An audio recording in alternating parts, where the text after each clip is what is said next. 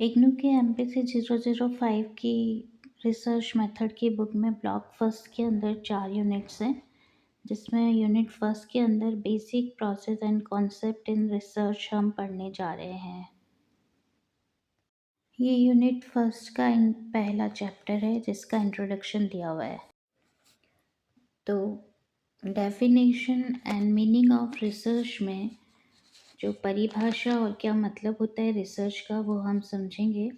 Research जो शब्द है वो दो शब्दों से मिलकर बना है, जिसमें री एंड सर्च दो शब्द हैं। री आप उपसर्ग की तरह यूज़ करते हैं, जिसका मतलब होता है कुछ नया या बार बार किसी चीज़ को दोहराना।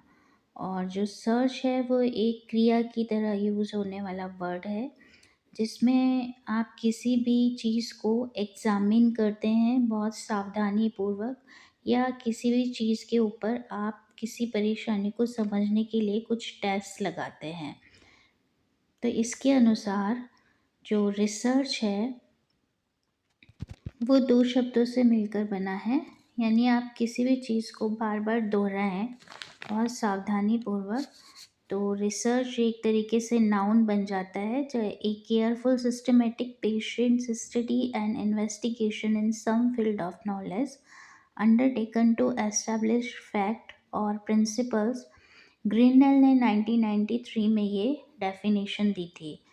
तो इस डेफिनेशन या इस परिभाषा के अनुसार जब आप किसी भी चीज़ की नॉलेज को बहुत सिस्टमेटिक और सावधानी से बार बार दोहराते हैं और किसी खास तरीके के ज्ञान को प्राप्त करने की कोशिश करते हैं किसी एक स्पेसिफिक फील्ड में, तो उसे आप रिसर्च कहते हैं। रिसर्च का जो सीधा साधा मतलब होता है वो मतलब होता है कि किसी भी प्रॉब्लम के लिए आपको सॉल्यूशन ढूंढना है, इसे ही आप रिसर्च के नाम से जानते हैं।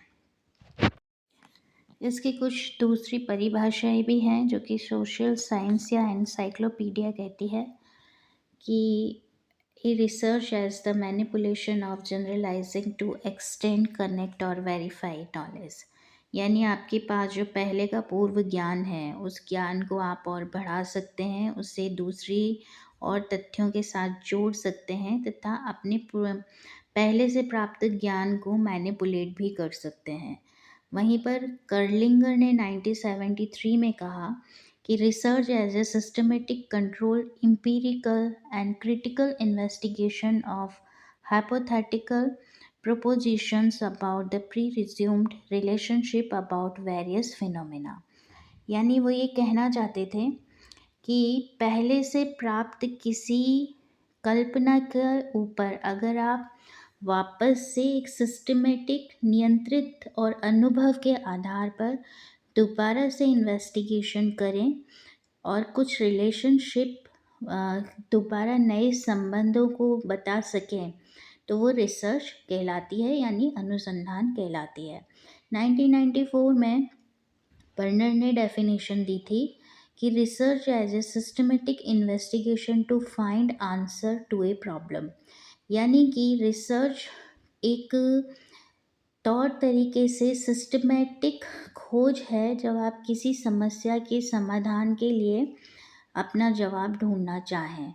आम भाषा में आप इसे ऐसे समझ सकते हैं कि जैसे हम आज मानते हैं कि AI के आ जाने से काफ़ी सारी जॉब्स, बहुत सारे करियर्स ख़त्म हो रहे हैं।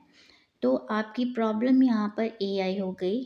आपको सॉल्यूशन ढूंढना है कि क्या वाकई में इस प्रॉब्लम के अनुसार ये आंसर निकाला जा सकता है कि वाकई हमारी जो जॉब्स हैं, बाकी चीज़ें हैं, वो करियर ओरिएंटेड ख़त्म हो रही हैं कि नहीं हो रही हैं। तो आपकी प्रॉब्लम हो गई AI, आपको समाधान ढूंढना है, इसी प्रॉब्लम से रिलेटेड रिसर्च करनी है, तथ्यों को जोड़ना है और इन तथ्यों के आधार पर अपनी प्रॉब्लम से रिलेटेड आंसर को ढूंढना ही आपका रिसर्च कहलाएगा।